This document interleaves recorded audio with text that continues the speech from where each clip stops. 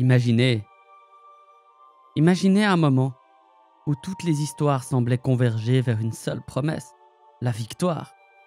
Les cieux eux-mêmes semblaient s'ouvrir pour bénir une alliance, forgée dans la douleur et dans l'espoir.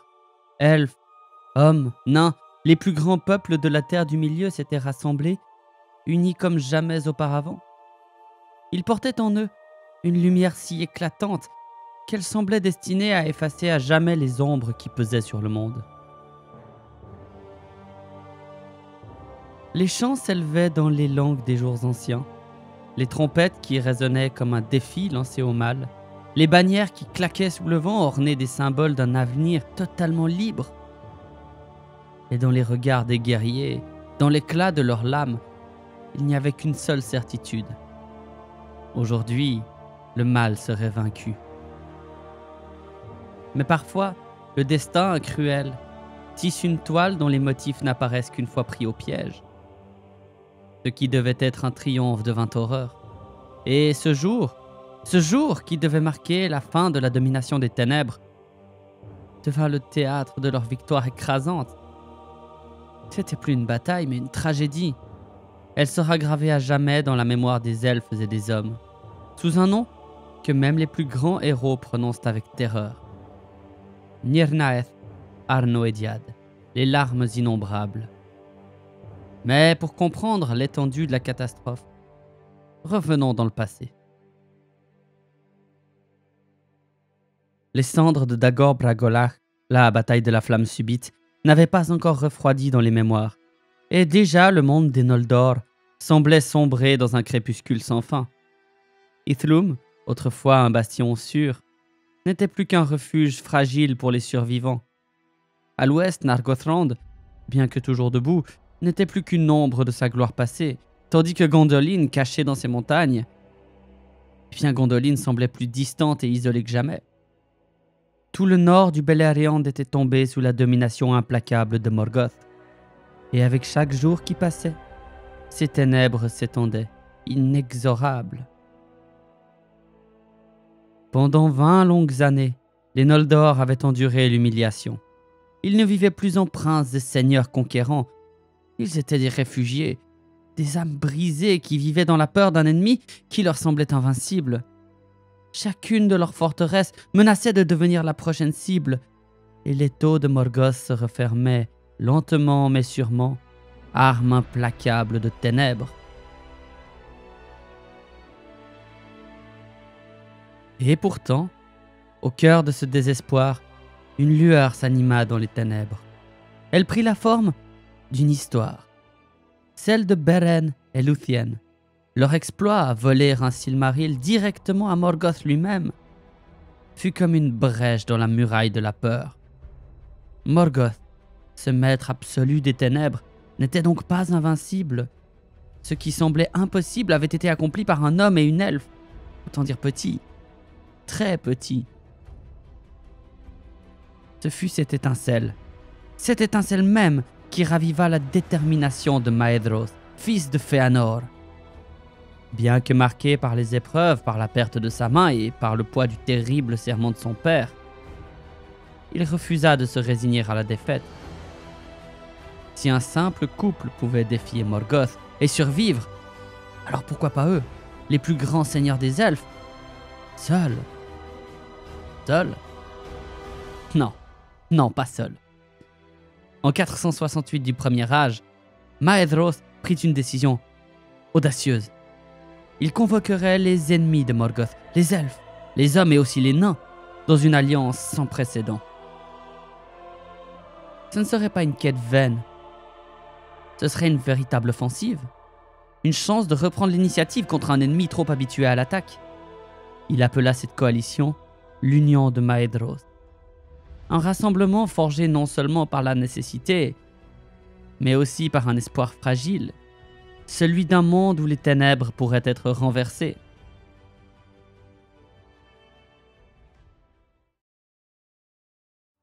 Au cœur des jours sombres qui pesaient sur le Beleriand, cette lueur de défi s'éleva.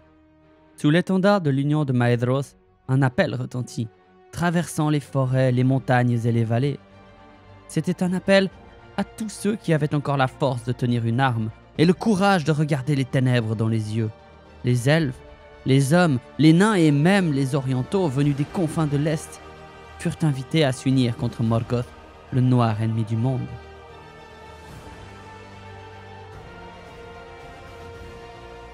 Pour la première fois depuis des siècles, les peuples libres de la Terre du Milieu se rassemblèrent, mus par une détermination commune: renverser celui qui se croyait invincible. Dans les profondeurs des montagnes, les forges de Nogrod et de Belegost résonnèrent d'un rugissement féroce. Les marteaux des nains forgèrent des armes dignes de légende, des lames et des haches trempées dans un feu d'espoir et de vengeance. Pendant ce temps, les orientaux qui avaient juré fidélité à Bor et Ulfang se préparaient à la guerre, leur rang s'entraînant à une discipline qu'ils n'apprenaient que pour la première fois, mais qu'ils allaient très vite apprendre à maîtriser. À Hithlum, les seigneurs Noldor se dressaient, leurs regards fixés vers le nord, là où se tenait Angband, la sombre forteresse de Morgoth. Les descendants de la maison de Hador, ces hommes intrépides qui portaient encore en eux la lumière des jours anciens, rassemblaient leurs forces. Non loin, le peuple de Haleth répondait à l'appel, prouvant que même dispersés, leur courage demeurait au service des Eldar. Les vents tumultueux des montagnes portèrent ces échos d'unité jusqu'à Turgon, le roi de Gondolin. Lui qui avait préservé son peuple dans l'ombre protectrice de sa cité, caché derrière les montagnes, entendit les murmures de l'union. Bien que retiré depuis longtemps des affaires du monde, un feu ancien s'alluma en lui. Turgon savait qu'un moment décisif approchait, un temps où de nombreux destins se croiseraient sur le champ de bataille. Le Beleriand grondait de cette promesse d'une guerre imminente. En cet instant, les peuples libres sentirent un souffle d'espoir et plus que jamais crurent à une vie meilleure. Mais cet espoir était aussi fragile qu'une flamme vive, risquant d'être étouffée à tout moment. Car si Morgoth prenait pleinement conscience de cette menace, sa riposte serait terrible. Le monde s'apprêtait à changer, et cette union naissante, unie par l'audace et l'espérance, marchait vers un destin glorieux. Mais tous les cœurs ne répondirent pas à l'appel de Maedhros, et cette fracture dans l'unité portait déjà les germes d'une tragédie à venir. Orodreth, par exemple, le roi de Nargothrond, se tint à l'écart, refusant même de mêler son royaume à cette union. Pourtant, l'un de ses sujets, Gwyndor, poussé par son propre sens du devoir et de l'honneur, rejoignit Maedhros malgré la désapprobation de son roi. Ce fut un choix lourd de conséquences, mais ça nous le verrons plus tard. De Doriath, la demeure de Thingol, le refus fut encore plus catégorique. Le roi des Sindar, toujours emporté par son ancienne rancune envers les fils de Fëanor, jura qu'aucun des siens ne marcherait à leur côté. Pourtant, deux figures éclipsèrent cette résolution: Mablung le chasseur et Beleg Cuthalion, l'archer, déjà légendaire à cette époque. Ils ne pouvaient supporter l'idée de rester spectateurs en cette heure cruciale. Défiant leur roi, ils prirent les armes, car ils savaient que la guerre contre Morgoth concernait bien plus que de vieilles querelles. Alors que ces tensions couvaient, Maedhros, lui, ne faiblissait pas.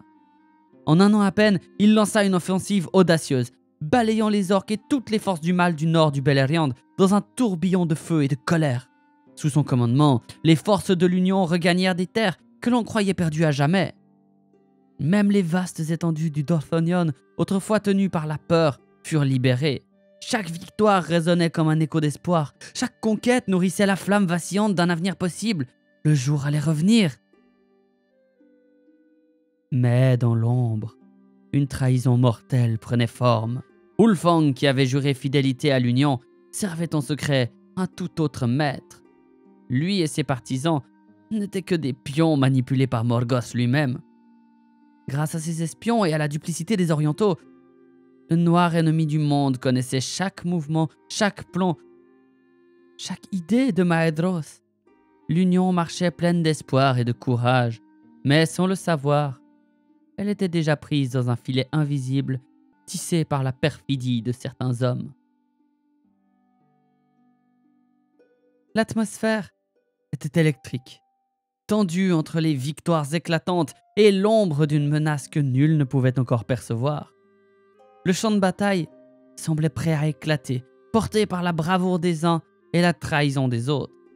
Une tempête s'annonçait, et le monde était en train de retenir son souffle avant la plongée. Dans le but d'orchestrer une frappe décisive contre Morgoth, Maedhros élabora une stratégie sophistiquée en répartissant les forces de l'Union en deux grandes armées, une à l'ouest, commandée par Fingon, et une à l'est, sous sa propre direction.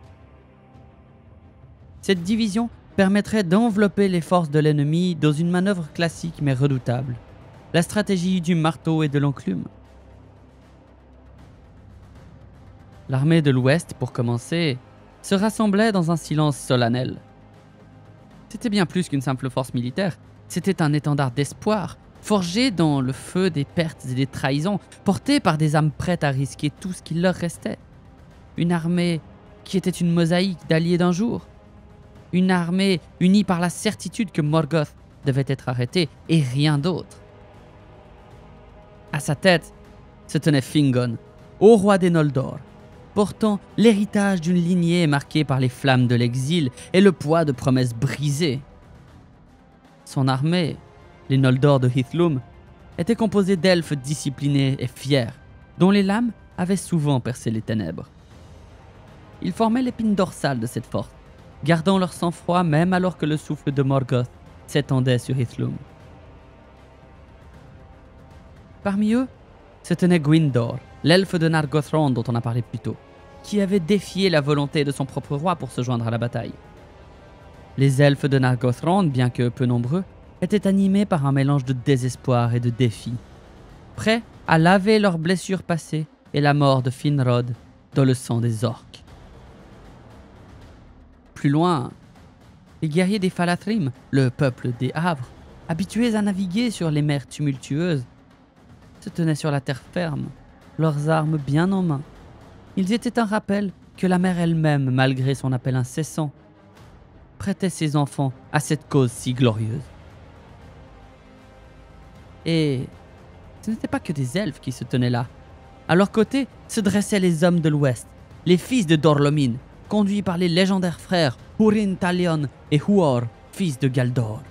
Leur courage n'avait égal que leur détermination à se dresser face à une menace qui les dépassait, conscients que cette bataille déciderait non seulement de leur sort, mais de celui de leurs enfants et des générations à venir. De l'ombre des forêts arrivaient aussi les guerriers de Brethil, sous la bannière de Haldir, dont les lames étaient forgées pour protéger leur bois contre toute intrusion. Leur lien intime avec leur terre les poussait à défendre jusqu'au dernier arbre contre la corruption de Morgoth. Enfin, comme deux étoiles perdues dans la nuit, Mablung et Beleg, les champions de Doriath, rejoignirent l'armée. Ils portaient avec eux l'indépendance et l'honneur de leur royaume, une force presque mystique qui semblait, dirait-on, bénie par les Valar eux-mêmes. Ils attendaient ainsi, cachés dans les bois de l'Ered Wethrin, leur cœur battant à l'unisson. La stratégie était claire, rester invisible jusqu'au signal de Maedhros, mais chaque guerrier savait que leur succès ne tenait qu'à un fil, que dans cette bataille, il n'y aurait aucune seconde chance.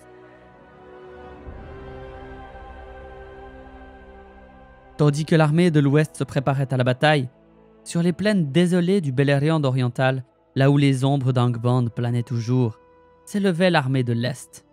Une force terrifiante. C'était une machine de guerre assemblée par Maedhros, un stratège marqué par les cicatrices du passé et la brûlure indélébile du terrible serment.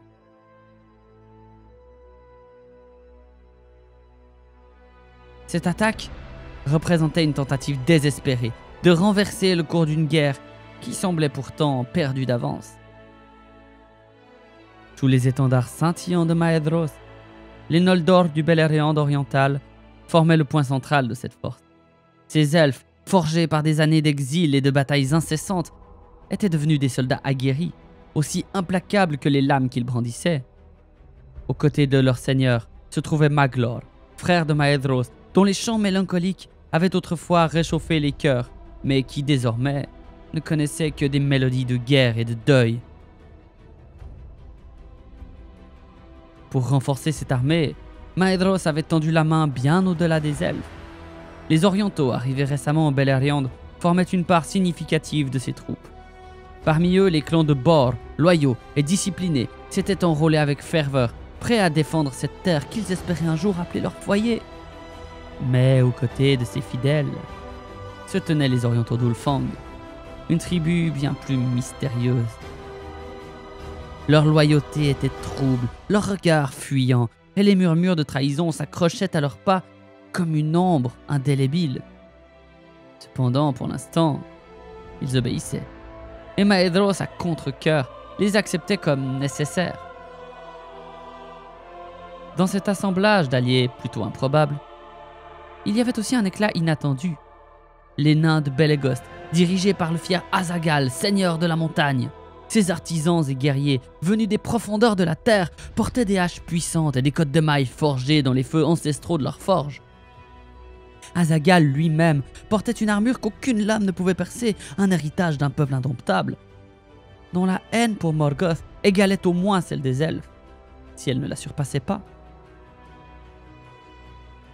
L'armée de l'Est était loin d'une armée guidée par une camaraderie naturelle, évidemment. Elle était un édifice fragile, maintenu par la seule volonté de fer de Maedhros et le besoin commun d'arrêter Morgoth avant qu'il ne consume tout de ses ténèbres. Les tensions étaient palpables entre les elfes et les hommes, les nains et les orientaux, et pourtant, lorsqu'ils s'entraînaient sous les étoiles, une sorte d'ordre émergeait, porté par le poids du destin qui les unissait tous.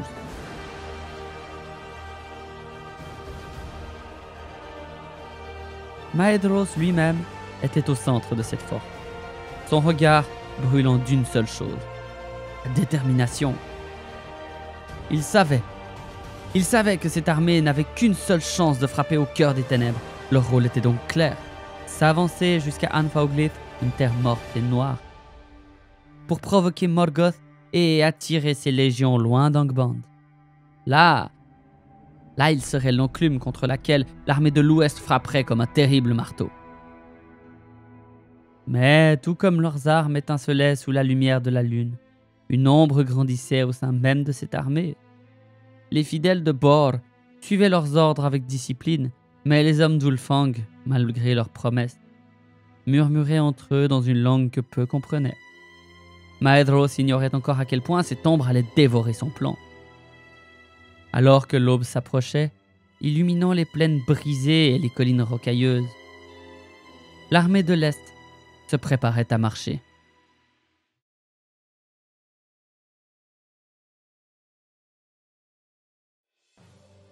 Les chants graves des nains s'élevaient dans la nuit, mêlés aux murmures des elfes et aux cris gutturaux des orientaux. C'était une force disparate, mais en mouvement, unie par un mince fil d'espoir et par la promesse d'un combat qui déciderait du destin de tous. Sous le regard stoïque de Maedhros, ils s'avançaient vers Anfauglith, ignorant que l'étau des ténèbres se refermait déjà sur eux. Et l'aube arrivait. C'était enfin le moment. Au matin de la mi-été, la lumière du jour se levait comme une promesse, tandis que les trompettes des Eldar retentissaient dans tout le Beleriand. Le soleil montait lentement, et avec lui, l'espoir d'une victoire ultime. Ce jour-là, tout se jouerait. Le mal, l'ombre de Morgoth qui les écrasait depuis si longtemps, allait enfin être confronté à sa fin. Fingon, du haut des murs d'Ethel Sirion, observait son armée se déployer dans les bois. Autour de lui, les elfes de Hithlum, les hommes de Dorlomin et même les fiers guerriers de Brethil s'étaient préparés à ce moment. Ils savaient tous ce qu'ils allaient accomplir ce jour-là. Ils savaient tous que cela pourrait changer le destin du monde. Mais il fallait que tout fonctionne à la perfection, que l'armée de Maedhros arrive à temps. Puis au loin, entre les brumes et la poussière, Fingon aperçut l'éclat de l'acier. Le signal était là, Maedhros était en marche. C'était le moment que tout le monde attendait. Les deux armées s'uniraient et ensemble, elles affronteraient Morgoth dans un dernier acte de bravoure. Mais un nuage sombre s'amassait plus au nord, autour des pics menaçants du Thelgorodrim. Morgoth avait relevé le défi, et la bataille se préparait avec une rage encore plus dévastatrice. Fingon sentit un frisson lui parcourir la nuque. Puis ce fut le cri. Un cri d'émerveillement, de joie presque irréelle, un cri qui vibra dans l'air, porteur de promesses. C'était lui, Turgon, le roi de Gondolin était arrivé avec 10 000 guerriers. Une force étincelante, imprévisible, sortie de nulle part, des armures éclatantes, des lances dressées comme une forêt, des épées prêtes à fendre la chair. Turgon avait fait son entrée sans en avertir personne. Il avait rassemblé ses troupes en secret, et maintenant, ils étaient là. Fingon, le cœur battant à tout rompre, se leva, son épée brilla au-dessus de la foule. Le jour est venu! Le jour où tout allait changer, où ils marcheraient ensemble, elfes, hommes et tous ceux qui s'étaient alliés dans l'espoir d'écraser cette obscurité. Une armée immense, unie dans un dernier cri de résistance. Ils se mirent en position. L'air vibrait de tension, d'anticipation. Les hommes et les elfes se regardaient, leurs regards remplis d'une détermination sans faille. La bataille serait terrible. Ils ne pouvaient plus reculer. Mais alors, le destin frappa. Depuis les hauteurs, dans l'ombre des Eredwethryn, un cri de rage se fit entendre. Car Gelmir, frère de Gwyndor, fait prisonnier lors de Dagor Bragollach, venait d'être traîné et tué dans un dernier acte de cruauté de la part de l'ennemi. Ce geste ignoble déchira le cœur de Gwyndor, et dans un cri de douleur et de fureur, il brisa les rangs. Son regard se fixa sur l'ennemi, le sang de son frère lui bouillonnait dans les veines. Il ne pouvait plus attendre, plus retenir sa rage. Il se lança dans un cri de rage, aveuglé, et lança la charge. Ce fut une charge furieuse, un rugissement de guerre indescriptible, porté par le désespoir et la rage de Gwyndor. Les elfes de Nargothrond, emportés par l'exemple de leur capitaine, se joignirent à lui. Les forces de Fingon, jusqu'alors cachées dans l'ombre des collines, virent l'élan de la bataille et comprirent qu'il était temps. Les trompettes résonnèrent. Leur armure brillait dans la lumière de l'aube et en un instant, ils se jetèrent dans la mêlée. La vague d'elfes déferla, rapide et implacable. Les orques, pris de panique, ne purent résister à l'assaut soudain. Leurs rangs se brisèrent comme du verre sous le poids de la fureur des Eldar. Ils avaient à peine eu le temps de se préparer et encore moins de réagir avant que la tempête elfique ne les engloutisse tous. La charge de Gwyndor, suivie de celle de Fingon, frappa si violemment que Morgoth lui-même sur son trône chancela. Les orques fuyaient dans la confusion et l'armée des Noldor avançait, poussée par l'élan de la victoire. Ils allaient trop vite, trop loin. Les portes d'Angband étaient désormais à portée de vue. Fingon et Gwyndor, unis dans cette danse mortelle, menaient leurs troupes sans pitié. Angband, le cœur du mal, tremblait sous la pression des armées du Beleriand. Mais en cet instant, rien n'était encore gagné. La bataille était loin d'être terminée, cependant, l'attaque surprise de Gwyndor et la charge des elfes avaient déjà changé la donne, et l'ombre de la défaite flottait enfin au-dessus de la tête de Morgoth.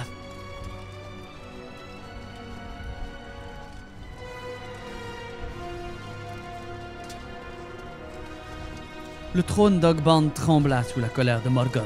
Le mal, jusque-là maître des ombres, sentit la terre se fissurer sous l'impact de la charge des elfes. Les portes d'Angband n'avaient jamais tremblé de la sorte, et à cet instant, Morgoth comprit que son règne pouvait vaciller. L'armée de Gwyndor, portée par l'élan de la victoire, s'élança dans une frénésie de vengeance. Les portes d'Angband s'ouvrirent dans un cri de guerre, et les elfes de Nargothrond brisèrent la garde des ténèbres, massacrant les orques sur les marches même de la forteresse du mal. Les rangs d'orques se brisèrent sous la houle du métal elfique et de leur fureur. Gwyndor en tête frappait sans pitié, sa lame dévastatrice lacérant tout sur son passage. L'ennemi reculait, les portes se fermaient derrière eux, mais Gwyndor et ses troupes continuaient leur avancée, leur courage inébranlable. Ils croyaient qu'ils avaient gagné, que la victoire était à portée de main. Ils frappaient à la forteresse du mal avec une ferveur que même Morgoth ne pourrait ignorer. Mais le piège était tendu. Morgoth, maître des illusions et des ténèbres, avait anticipé cette folie. Il attendait le moment, ce moment où les elfes se croiraient vainqueurs. Et alors, l'ombre se déploya. Des milliers d'orques surgirent des recoins secrets autour d'Angband, jaillissant et prêts à se jeter sur les elfes. Un cri de terreur parcourut les rangs des assaillants, et alors que l'armée de Gwyndor se retrouvait submergée, les forces de Morgoth, plus nombreuses, écrasèrent l'élan des elfes. La charge qui avait failli détruire Angband se transforma en un cauchemar sans fin. Les lances des elfes brillaient dans les ténèbres alors qu'ils se battaient à chaque instant pour leur survie. Gwyndor, héroïque et intrépide, se battit jusqu'à son dernier souffle. Mais il fut pris dans l'étau du mal, capturé. Il tomba aux pieds du Seigneur des Ténèbres, son cœur meurtri et son regard rempli de défis. Et au-delà de cette défaite tragique, ce fut l'armée de Fingon qui paya le plus lourd tribut. Repoussée avec une brutalité impitoyable, l'armée elfique se retrouva piégée, fuyant sous l'énorme pression des forces de Morgoth. Haldir, seigneur des Haladins, se battit dans l'arrière-garde, une dernière ligne de défense contre l'assaut de l'ennemi. Mais même sa vaillance ne fut pas suffisante, il tomba fauché par les hordes d'orques. Le courage des Haladins n'avait pas suffi à arrêter la marée. Chaque souffle, chaque cri, chaque chute portait avec elle la certitude que cette bataille ne marquerait pas la fin de la guerre, mais un nouveau chapitre de souffrance et de sacrifice à venir.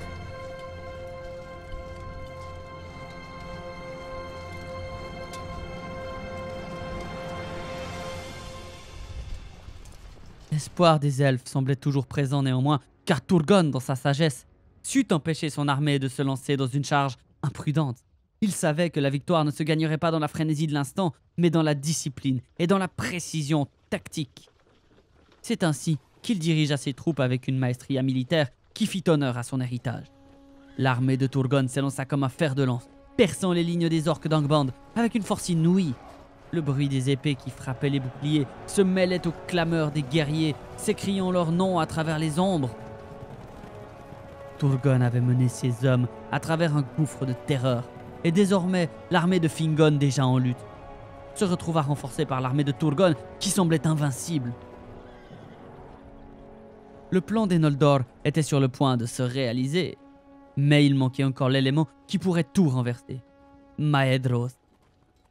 Lorsqu'enfin le fils de Fëanor arriva, ces hommes portaient l'espoir de l'union sur leurs épaules, leurs lances brillaient, leur cœur brûlait de l'ardeur du combat. Fingon et Turgon se tenaient prêts, et ensemble leurs armées seraient comme un fléau sur les portes d'Angband. Ils sentaient la victoire, tout près, si près. Mais à cet instant, les ténèbres prirent un tour différent, un tour que même les Noldor n'avaient pas anticipé. Morgoth, dans sa colère, déchaîna sa toute-puissance. Toutes les forces qu'il avait sous ses ordres, tout ce qu'il avait caché dans les profondeurs de ces terres maudites, se précipita sur l'union des peuples libres. Angband, jusqu'alors défendu par des murs de fer, se vida dans une déferlante de terreur. Les loups se jetèrent sur les troupes elfiques accompagnés des balrogs qui brûlaient tout sur leur passage, et des orques en rang infini, ainsi que des dragons dont les yeux perçaient les ombres comme des flèches de feu. Et dans la brume, au milieu de cet apocalypse, se tenait le plus redouté de tous, Glaurung, le premier des dragons, dont les flammes faisaient trembler le sol sous ses pas. La terre semblait s'effondrer sous les pieds de Maedhros. Ils auraient pu triompher, ils avaient la force pour cela, mais une trahison terrible se joua dans les rangs même des elfes. Uldor, fils d'Ulfang, celui-là même qui avait juré fidélité à l'Union, se retourna contre eux. Il attaqua Maedhros par derrière, semant la confusion parmi les rangs de l'armée de l'Est. Ses alliés, traîtres comme lui, surgirent des montagnes, frappant de plein fouet l'armée des Noldor. Dans le chaos, le courage ne s'éteignit pas. Maglor, avec toute la haine et la douleur qui bouillonnaient en lui, engagea un combat singulier avec Uldor. Les épées s'entrechoquèrent dans un duel épique, et Maglor, avec la force de son sang, éteignit la vie du traître d'un seul coup d'épée. Mais cet acte héroïque seul ne suffit plus, hélas. Tandis que Bor et ses fils affrontaient Ulfast et Ulvrath, deux des plus féroces lieutenants de Morgoth, la bataille semblait perdre toute logique. Bor et sa famille firent preuve d'un courage exceptionnel, mais leurs efforts furent vains. Ils tombèrent sacrifiés sur l'autel de l'honneur, mais l'issue de la guerre n'était plus entre leurs mains. L'attaque sur 3 fronts semblait inarrêtable. L'armée de l'Est, prise sous le poids des forces de Morgoth, s'effondra, dispersée, écrasée, brisée par la fureur de l'ennemi. Les nains de Belegost, dans un acte héroïque qui fera date dans les annales, ouvrirent un passage dans la marée de fer. Hazagal, leur seigneur, fit face à Glaurung en personne. Il combattit sans relâche, défiant le dragon avec une bravoure inouïe. Mais même lui ne pouvait contenir la colère de Morgoth à lui seul. Les nains réussirent à tenir Glaurung en respect. Juste assez de temps pour permettre aux armées des elfes de s'échapper, mais cela ne les sauverait pas de la débâcle. L'Union venait de subir l'un des revers les plus tragiques de toute son histoire. Les terres du Beleriand étaient désormais marquées par la douleur, le sacrifice et la trahison. La route vers Angband était encore libre pour l'instant, mais à quel prix? L'issue de la bataille était devenue inéluctable, et pourtant, dans cette mer de sang et de douleur, Hazagal se battait toujours, avec la férocité d'un lion acculé. Ces nains, masques de fer sur le visage, affrontaient Glaurung, l'ultime créature de la terreur. Ils résistaient au feu du dragon car leur cœur, forgé dans les profondeurs de la montagne, était plus dur que tout ce que l'ennemi pourrait leur infliger. Mais même eux, plus solides que la pierre, ne purent empêcher le mal de détruire ce qui leur appartenait. Glaurung, dans sa rage et son orgueil, écrasa Hazagal sous ses pieds, comme on écrase une feuille sous une botte. Mais avant de succomber, le seigneur nain, dans un dernier acte de défi, enfonça un poignard loin dans le ventre du dragon. Un cri de douleur, de rage, Glaurung s'éloigna, la douleur le chassant dans les ténèbres. Mais la victoire d'Hazagal ne dura qu'un instant, et les nains porteurs de deuil ramassèrent leur roi tombé et brisé. Ils le ramenèrent en silence à son foyer. Le cortège était solennel, mais dans le regard des nains brûlait une colère que rien, ni personne ne pourrait désormais apaiser. Ils traversèrent les terres, leurs pas lourds, leur fierté intacte, mais à quel prix? Leur roi était tombé, et avec lui, l'honneur de leur peuple.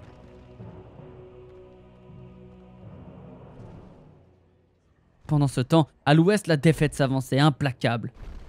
L'armée de Fingon, déjà affaiblie, se battait sans relâche contre les orques menés par Gothmog, le terrible seigneur des Balrog. Fingon lui-même, épuisé mais digne, fut finalement confronté à l'horreur incarnée. Un Balrog, plus rapide que la lumière, s'élança sur lui, et en un instant le combat devint une danse funeste. Un autre Balrog, tordu de malice et de souffrance, attrapa Fingon dans ses chaînes de feu. Et alors, Gothmog, d'un coup de sa hache noire, fendit l'air et réduisit Fingon en charpie. Le seigneur des Noldor, héros autrefois respecté, fut écrasé par le poids de la haine incarnée. Son corps, battu par Gothmog, fut réduit à néant. La bataille continuait. Mais si les fils de Fëanor, même s'ils combattaient avec une ardeur sans pareille, savaient au fond d'eux que l'espoir était désormais une flamme lointaine, une étoile filante dans un ciel en feu. Húrin, le frère de Huor, comprit que la fin était proche. Dans ses yeux brillait la lueur d'un dernier espoir. Gondolin. Il supplia Turgon de se retirer avant qu'il ne soit trop tard, car Turgon, dernier roi de la maison de Fingolfin, portait désormais l'âme du peuple des elfes, et le seul refuge pour l'espoir des Eldar résidait dans la cité cachée des montagnes.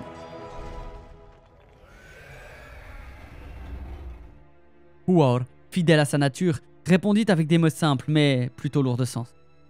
C'est de ma maison que viendra l'espoir des elfes et des hommes, et de l'union de nos maisons naîtra une nouvelle étoile, dit-il. Mais ce sacrifice avait un prix, et tout ce qu'il savait, c'était que la fenêtre de l'espoir se fermait lentement mais sûrement. Tandis que Turgon et ce qui restait de l'armée elfe s'enfuyaient vers la cité cachée, Húrin et Huor, avec les hommes de Dor-lómin, formèrent une dernière ligne de défense. Un mur vivant, une dernière offrande à la vie, une dernière chance de sauver ce qui pouvait encore l'être. Ils se battirent dans une mêlée implacable sous le ciel lourd de la guerre. Huor, frappé par une flèche empoisonnée, tomba, ses yeux éteints dans le silence et sous la poussière. Mais son frère, Húrin, continua, défiant le destin, tuant des dizaines d'orques, de trolls dans sa rage. Il était inébranlable. 70 fois il hurla « Aure en Tuluva !» Le jour reviendra, alors qu'il abattait son arme toujours plus fatigué. Et lorsqu'il tomba enfin, il fut fait prisonnier par Gothmog, emporté dans les ténèbres avec l'espoir des hommes qui l'avaient défendu. La bataille était perdue. Morgoth, dans son triomphe, avait effacé de l'histoire un autre chapitre, qui était censé appartenir à la lumière. Mais les ténèbres qui s'abattaient sur le Beleriand ne seraient pas sans conséquence. Une ère de souffrance s'annonçait, et avec elle, l'incertitude d'un avenir où l'espoir ne serait qu'un rêve lointain.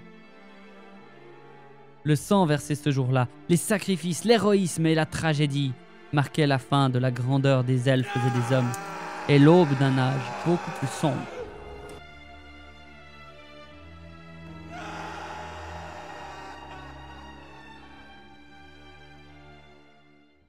L'horreur atteignit tout Beleriand, car nulle famille n'était épargnée.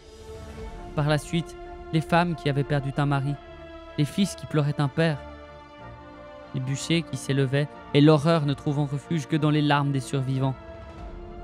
Beleriand était meurtri. Cette bataille devra, pour des âges entiers, traumatiser les elfes et rendre les nains silencieux. Même les hommes s'en rappelleront durant des générations, baissant la tête pour cacher les larmes de la perte du passé. L'heure où Morgoth aurait pu être renversé fut le moment de sa gloire totale. Et l'histoire ne fut pas terminée pour autant, car Húrin, en Dor-lómin, en partant, avait laissé un fils, au nom qui plus tard deviendra célèbre, Túrin.